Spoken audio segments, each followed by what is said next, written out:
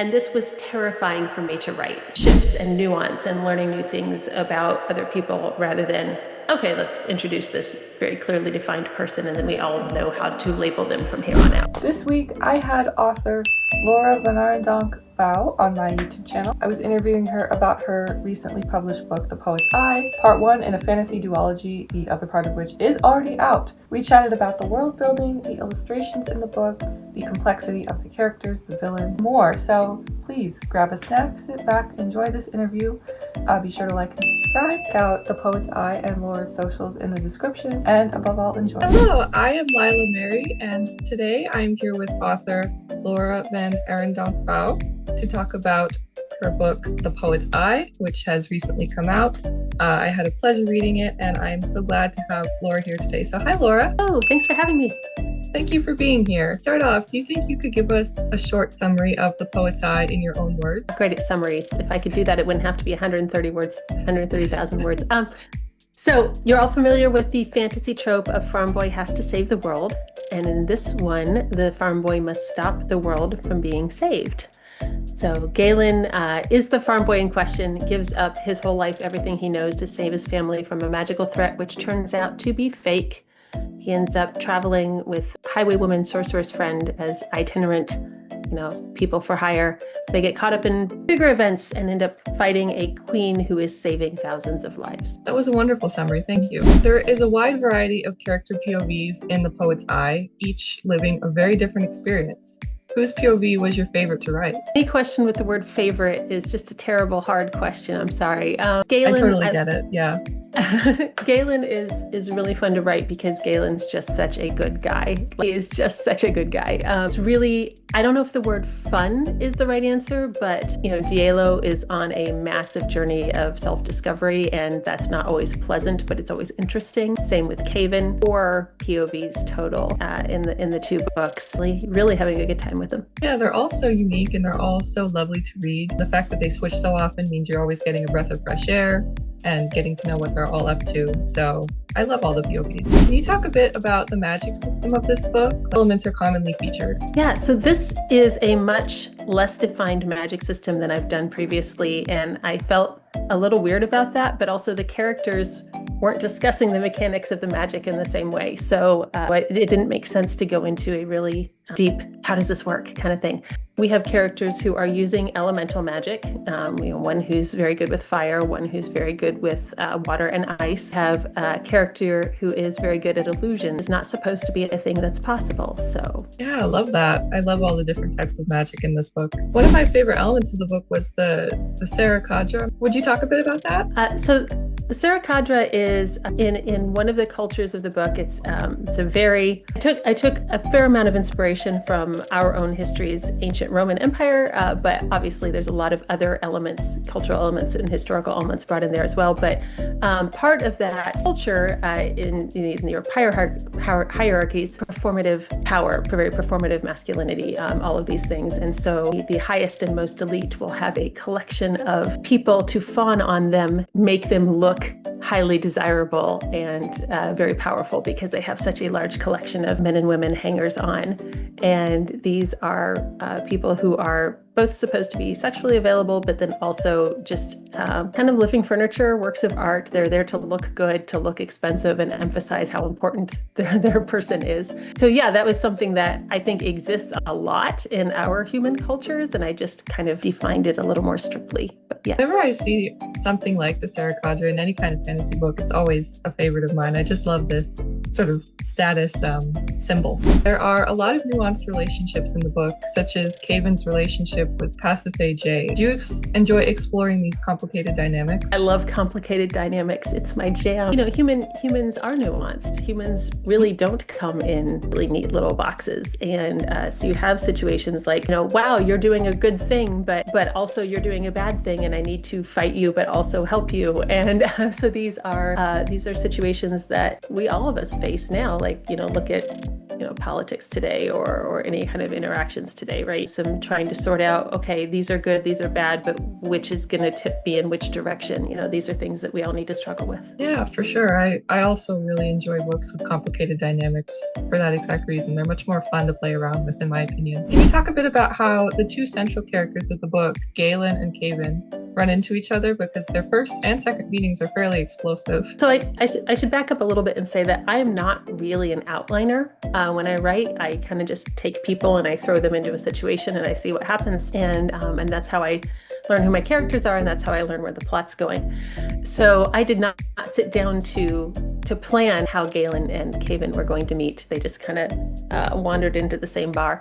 So the situation is that they are both travelers on the road, and they end up at the same inn. Galen's friend Elizabeth, he thinks, is flirting with Caven, and that's a problem because it's not that Galen's interested in Elizabeth. That's definitely not the case. But also, like, she shouldn't flirt with this random dude. And fun just because he knows he's being ridiculous. And so we don't see Caven's head at that time, but Galen knows that he's being an idiot, but he can't stop himself. And then the second time they meet, they discover they're on opposite sides and end up in mortal combat. So I didn't really plan those. I did really like Beale, when they find out that Caven, who Caven is, and that they're suddenly on opposite sides when they were starting to get to kind of know each other. A lot of fun. I had a good time. Again, I think it's easier, or I don't know if it's easier. It's a lot more fun to have shifts and nuance and learning new things about other people rather than, okay, let's introduce this very clearly defined person and then we all know how to label them from here on out. Because I don't think that's real life. Yeah, totally. The differences in their first and second meetings are quite funny. Just how just vastly different they are. Additionally, will we get to see more of them interacting in the sequel? Oh, definitely, yes. Book 2, they are now firmly defined on different teams, but both have similar goals. Both of them would like to save the world, but in their own ways. So yeah, we're positively see many more interactions there. I think you'll like where that goes. Yeah, that sounds wonderful. You've been sitting with this world and these characters for so long, but new readers are encountering them now. What scenes are you most excited for readers to experience for the first time? Man, I don't know. I just, like, anytime somebody starts reading your work, first of all, of course, massive, crashing waves of imposter syndrome immediately. That's a given. But then also, I just get to sit on the couch and hug myself and wiggle around and giggle because I know they're going to turn the page and find the thing. So I had the experience. One of my beta readers, she and I ended up traveling together last year, and she was working through the manuscript, and she was she was actually reading it while we were together briefly. I knew approximately where she was, and I was like, oh, this scene is gonna wreck her, and so I'm sitting over on my side of the room minding my own business, but also just kind of keeping an ear open, for her reactions. And she's just reading with a perfectly straight face, turn the page. Made a perfectly straight face, turn the page. And I'm actually starting to get a little stressed because, she's a very emotive beta reader and there's nothing. And I'm like, oh my gosh, I thought I had nailed that scene, but obviously I really botched it. And, I'm going to have to go back and do some heavy, heavy rewrites because it's not landing and all of it. Where are you when you're reading? She's like, oh, this just happened. And I was like, oh, okay. And I'm like, okay, so now I'm going to go sit in the corner and feel really bad about myself, all this stuff. And then the next day, she picks up the manuscript again, starts reading, and then just starts tears, like, well, everything. I was like, did you? And she's like, this just happened, all this. And I'm like, oh, you were one chapter off from where I thought she was. Like, it's okay. That scene did land, everything. So, I don't know what the point of that story is other than I'm a horrible person and cackle at other people's grief. But it is so fun to see that other people I'm my own first reader, right? Like, I'm writing the story that I want to experience, not necessarily the story that is always the most fun. Obviously, there's some pretty heavy themes and things that we deal with in this. Not just, I didn't write it only for me, right? I'm connecting to others' emotions. Other people are having the same challenges, having the same catharsis. I love that about books. Because readers can share with each other, readers can share with the author. Yeah, what a wonderful story. I've definitely felt that, where, especially when it's a beta reader that maybe is a friend or someone that you really know and trust, that you value their opinion and you are following along with where they're reading and you're stressed about what they're thinking. I totally get that experience. So yeah. So much. The building of the poet's eye is rich and complex. Do you have a favorite part of it? I know favorites are very hard for an author. So. Favorites are so hard. Here's the thing that was fun about doing the poet's eye, and I've done this before, but where I have the second world fantasy, but then we're experiencing multiple cultures, within that world. And I love that because I don't think worlds are not monoliths with just one predominant culture, and even cultures have subcultures. Here we have two different countries with very different cultures, but then we get to see a little bit of these subcultures within that culture. Galen and Elizabeth come from very different backgrounds and have different worldviews and different expectations. On the other side of the mountains, we've got people who are coming from an extremely different culture that Galen and Elizabeth find parts of it pretty repellent. But also parts of it are beautiful, and parts of it are, just so much aesthetic and culture. But then we have different strata in those societies, and those people have different cultures in different ways. So what it comes down to is I am a history nerd, and I love learning about other cultures and history and how everything interacts. So we think things are pretty cut and dried, but there's a little thing can change the whole culture, and so I like incorporating that into my world building, where we're going to see very different takes on things, because people are very much the same, but people are also very different. And so I don't know, it's just really fun to go and experiment with, what if aesthetics was really important? What if, this aspect of the culture was valued more than that one? How would that affect everything else on that world? So, yeah. I totally agree. I'm putting together a course on how to write fantasy right now. One of the main things in my world building section is don't make monoliths out of your cultures. There is no culture in the world that we live in where two people are the same, and most cultures have a variety of different groups. So don't make people a monolith. Definitely. Right. The illustrations in this book are stunning, as well as the chapter headings. Could you talk a bit about what they symbolize and what were your inspirations for them? I think you make them sound far more intentional and fancy than they were. Chapter headings are the amulet in question. The Poet's Eye is the name of the book, and the name of an amulet. That was just honestly very convenient. I had that art and I liked it, so that was how that worked. Part of it, I mean, everything is to a degree an intentional choice, and I really wanted some of the aesthetic. And I honestly don't remember which version I sent you. I have a fancier and a more plain interior, depending on which edition of the book you get.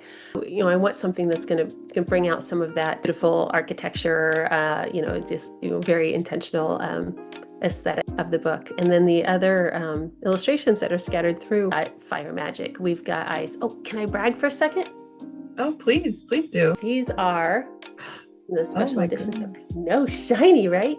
But then we've got some really I just wanted some let's tell a part of the story. Let's provide some visuals for some things we see. We have a character who's in ice, and so we get to see that person in our end papers. And of course, we're obligated to have a map. It's required by law for epic fantasy. So I had a lot of fun doing the art choices and the layout and the design for those, because I do want it to support.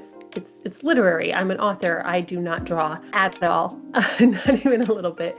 But I can select art that I feel supports the story. They're beautiful, and they do add so much to the story. They really help the reader feel like you're in a world other than our own, I think. But they are just perfect companion pieces to the story, and I'm not an artist either whatsoever. I have a lot of friends who are both writers and artists, and they illustrate their own books, and I'm so in awe of them, but also envious. So much love and rage. Yes, yeah. It's called jealousy. Yeah. It really is something you're born with, artistic talent, and I was not born with it. By the end of the book, the events are nowhere near resolved. What can readers look forward to in the second book, the conclusion of this duology? Solution. Okay, no, that was a cheap answer. I'm sorry. But we have really set up several, multiple groups working toward similar goals, but in very, very different ways. I mean, and one of the things that was really fun for me in this, I don't know, maybe fun's not the right word, but I'm going to use it. I really enjoyed playing with the our nemesis, our ultimate bad guy in this book, is doing good things. She literally is saving thousands of lives, but because of circumstances, people are set up to fight her, even though they don't disagree with her idea of saving thousands of lives. So that was a lot of fun to work with. And so getting to work through, like, how do we resolve that? How do we put an end to this conflict, but also address, some things need to be changed. She's doing, we've done a lot of the doing wrong things with good intentions. It was good. And I think I worked a lot on drawing that to what I hope is a satisfactory and meets everybody's needs. The villain of this book is very complicated. I love that. I love myself writing villains. They're some of my favorite types of people to write. They nailed the conflicts, and depending on who is looking at the villain, like what POV we're in, there are vastly different interpretations, because she is good and bad. She's doing good things, but she's hated. It's easy for the reader to hate her as well. That makes total sense. Is there anything else you'd like to add that we haven't covered here? This was a really scary, and I'm a multi-published author. I'm a multi-award-winning author, and this was terrifying for me to write. So I'll just, go on the record there saying, like, this was really scary because it does have a lot of themes and topics and challenges, and just addressing things like, okay, so you've got somebody who's going to act a coup, but for a good cause, and you've got people recovering from being trafficked, and you've got, the whole concept of the Sarah Cadre is horrible, and yet we're spending so much time there, and so all of these things, and so it was really challenging. It was very much a stretch for me, and really, really scary to write, and definitely almost failed on it a couple of times. Well, that's good. I'm glad I wrote it. Probably shouldn't publish it, kind of thing. And but I think ultimately, obviously, I did, and I think ultimately I'm glad I did. It's interesting to see it develop. It's very, very different than the original idea, and so hopefully people will see something in it and like it. I'm more appreciative of authors who write about scandalous topics or topics that are not as common. I'm always a big proponent of not listening to the censor in our own heads. Think about how it's going to market or what social media is going to say, because that's just the death of creativity if we start doing that. So I'm very glad. I highly enjoyed the book because of its darker element. I will enjoy most books more if they have some element like that, because it shows the writer is not afraid to explore those topics, and he did it in a really masterful way. Thank you. I was very part of this. Of course, you've always got the who am I to write about these things, right? And then but then you've also got 1000% what you just said on do not listen to the sense in your head. Write it as it needs to be written. One of the best pieces of advice I've ever heard is write as if no one will ever read it, so you can get it down the way it needs to be. But then at some point you do have to market the thing. And I said, this is going to be terrible because it's got too many thematic elements for the squeaky clean crowd, so I can't market it there. But there is zero spice, there is zero steam, so I can't market it there, because I don't want to be exploitative. And so about these, Sarah Cadre things. And so how do I market this book then, when it is in fact a clean book, but feels not at all clean? So tell the people where they can find you online and where they can find The Poet's Eye. So I am at lauravab.com.